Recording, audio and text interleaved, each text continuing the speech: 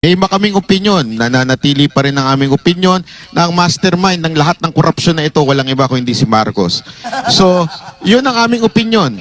Kung iba man ang opinion ni Yorme, opinion niya yun. Issue patungkol dito kay Isko, na-kesyo daw, napahiya daw ang Banateros at ang SMNI dahil hindi namin ina-expect yung sinabi ni Yorme na purihin si Marcos. Alam nyo, kayo talagang mga...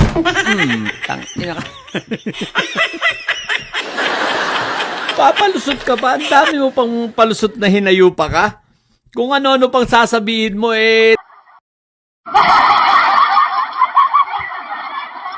Palusot pa no? Palusot pa itong si Banabay. Dami na nakapanood mga kababayan. Hindi nyo napanood itong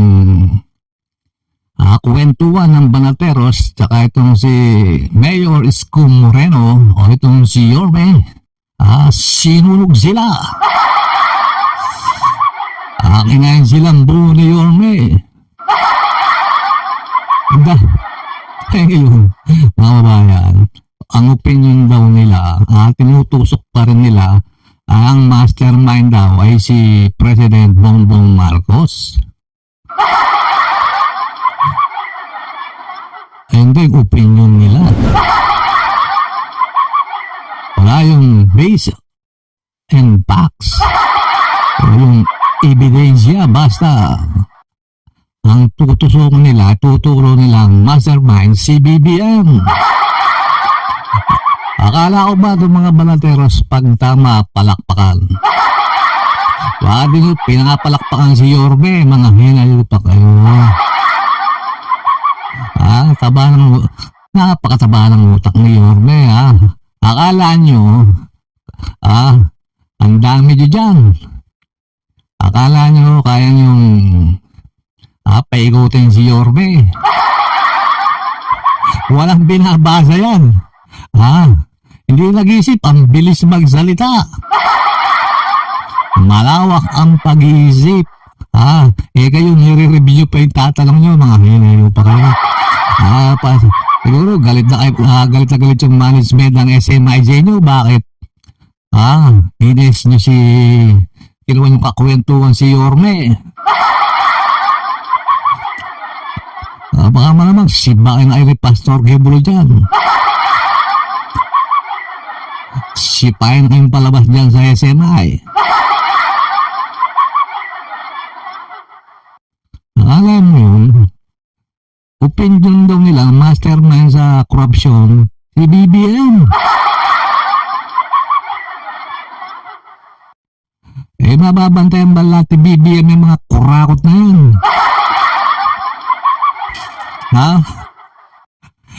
Ituturo niyo si BBM. Mga kuwan pala kayo siya yung nagbulgar kung ba siya yung whistleblower dyan tapos siya yung mastermind. Palibasa, ang gusto nyo talaga itong mga Banateros, ang gusto talaga lang mga pwesto si Inday Sara. Para pagdating ng panahon, nagmamantika yung uso nitong mga Banateros. Diba? Gusto kan?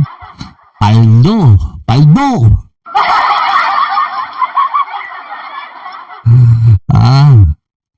Sabi nga ni Mayor, ni Mayor Isko, ito nga si Saldi ko. Di na sinabi ni Mayor Isko pag lang isang akusado, na-corner yan. Gustong iligtas ang sarili, magtuturo yan. Lalo na kung mayroong mga amoy na bumubulong-bulong sa tenga niya, ituro mo si ganito, ililigtas ka namin. Ayun yung facts.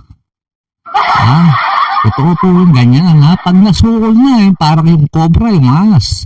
Pag nasukol mo, harapin ka niyan. Biglang gaganong sa harap mo. Tutuklawin ka yan. Gano'n lang yung style dyan, mga babayan. Pag nasukol na, para maaligtas, magtuturo na yan para iligtas yung sarili. Okay, mga kababayan. Ha? Huwag kayong nagpapaniwala dito sa mga DDS na to. Ha? Wala naman yung pare yan. Makabalik sa pangyarihan yung mga amo nila. Pero ngayon gising na ang bayan, may marme. Walang korupsyon, walang kasinungalingan. Palusot ka pa, tanga sabi ni Alfred de Guzman.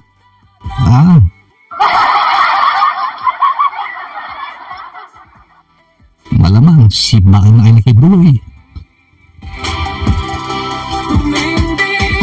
Lumaban ipakita sa lahat. Sabi pag tama, palakpakan.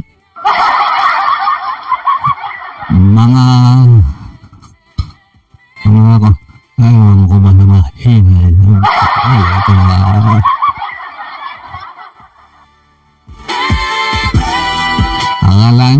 akala nyo, piling nyo mainstream media kayo,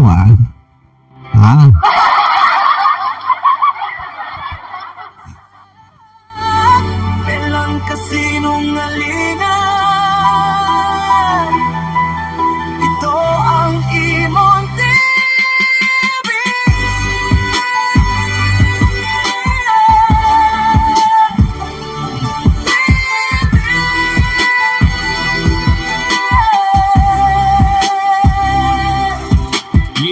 Titi sa kamera pero likod may daya. Kay may marumi, pera ang pakay nila. Kay may marumi, paldo.